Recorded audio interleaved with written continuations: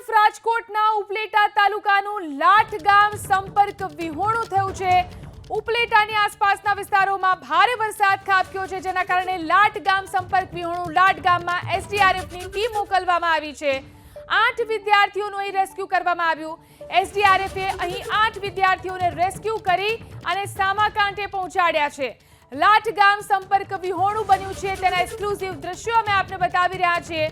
જોઈ શકાય છે અહીં રસ્તા ઉપર પાણી જ પાણી ફરી વળ્યું છે, જેના કારણે આખું લાઠ ગામ સંપર્ક વિહોણું થઈ ચૂક્યું છે। અહીં એસડીઆરએફની ટીમ પહોંચી અને એસડીઆરએફની ટીમે અહીં કેટલાક વિદ્યાર્થીઓને રેસ્ક્યુ કરી અને સામાકાંઠે પહોંચાડ્યા। દ્રશ્યોમાં જોઈ શકાય છે એસડીઆરએફની ટીમ અહીં પહોંચી ચૂકી છે। જે રીતે રસ્તા ઉપર પાણી જ પાણી ફરી વળ્યું, ગામ સંપર્ક વિહોણું બન્યું। લાઠ ગામ સંપર્ક વિહોણું બનતા અહીં વિદ્યાર્થીઓ ફસ્યા હતા। રાત્રિના 12 વાગ્યાથી સવાર સુધીમાં એટલે કે 10 વાગ્યા સુધીમાં 11 ઇંચ જેવો વરસાદ પડ્યો છે અને વરસાદને લીધે જે કોઝવે આવેલા છે આરએનબી વિભાગના, એ આરએનબી વિભાગના કોઝવે પાણીમાં ગરકાવ થઈ ગયેલા હતા। એનડીઆરએફની ટીમ, એમના જવાનોએ આવી અને જે રેસ્ક્યુ કરેલા છે અને જે એસડીઆરએફ ટીમ પણ આવેલી હતી, જેના જવાનોએ અમારા જે વિદ્યાર્થીઓ હતા એ વિદ્યાર્થીઓને રેસ્ક્યુ કરી અને આ સામેના રસ્તે લઈ આવ્યા છે। ઉપલેટા ગ્રામ્ય પંથકમાં જે રીતે રાત્રિના ભારે વરસાદ વરસ્યો હતો, જેને લઈને લાઠ ગામ છે તે અત્યારે સંપર્ક વિહોણું થઈ ગયું છે, ત્યારે હું આપણા સીધા લાઠ ગામના દ્રશ્યો બતાવવાનો પ્રયત્ન કરી કે અત્યારે એસડીઆરએફની ટીમ છે તે પણ અહીં આવી પહોંચી છે અને જે લાઠ ગામમાં જે વિદ્યાર્થીઓ છે તે સામે પારે છે તે સવારથી જે રાહ જોતા હતા, જે આજે તેમની પરીક્ષા હોય તેમને છે તે અત્યારે છે તે એસડીઆરએફની ટીમ દ્વારા છે તે રેસ્ક્યુ કરવામાં આવી રહ્યું છે। ત્યારે હું આપણા સીધા દ્રશ્યો બતાવવાનો પ્રયત્ન કરી કે આપ જોઈ શકો છો કે જે રીતે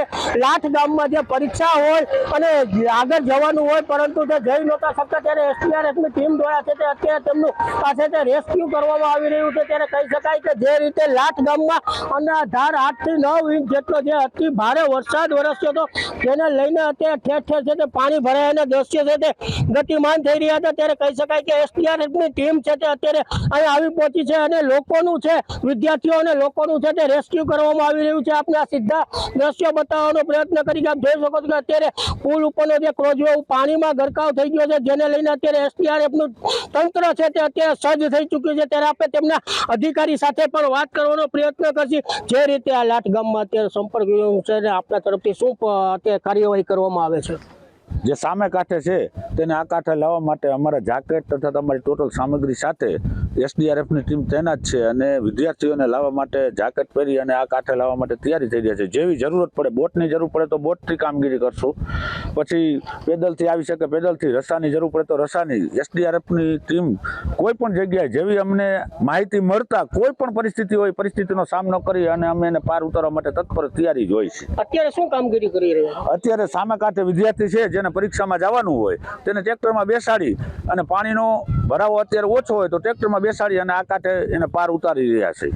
આ અત્યારે એસડીઆરએફ ટીમના એજન્ટ કે જેના જણાવ્યા અનુસાર છે કે અત્યારે વિદ્યાર્થીઓને છે તે સામા કાંઠેથી આ પાર છે તે લાવવા માટે અત્યારે લાવી રહ્યા છે। ત્યારે કહી શકાય કે જે રીતે ગત રાતથી ભારે વરસાદને કારણે અત્યારે લાઠ ગામ છે તે સંપર્ક વિહોણું બની ગયું હોય, જેને લઈને અત્યારે રાજકોટની એસડીઆરએફની ટીમ છે તે અત્યારે અહીં આવી પહોંચી છે અને વિદ્યાર્થીઓને છે તે ટ્રેક્ટરમાં છે તે અત્યારે પહેલા પાર છે તે કરાવી રહી છે। ત્યારે કહી શકાય કે આ સવારથી જે રીતે લાઠ ગામમાં છે તે ભારે વરસાદને લઈને જે કોઝવે છે તે પાણીમાં ગરકાવ થઈ ગયો હતો, જેને લઈને એ તંત્ર દ્વારા છે તે તમામ કામગીરી છે તે પરિપૂર્ણ કરી દેવામાં આવી છે। અત્યારે એસડીઆરએફની ટીમને છે તે અહીં ઘટના સ્થળે છે તે મોકલવામાં આવી છે અને વિદ્યાર્થીઓને રેસ્ક્યુ દ્વારા છે તે પહેલે પાર છે તે પરીક્ષા દેવા માટે તે ટ્રેક્ટર વાટે છે તે પસાર કરવામાં આવી રહ્યા છે અને એસડીઆરએફની ટીમ અત્યારે અહીં તંત્ર દ્વારા છે તે સુસજ્જ રાખવામાં આવી છે।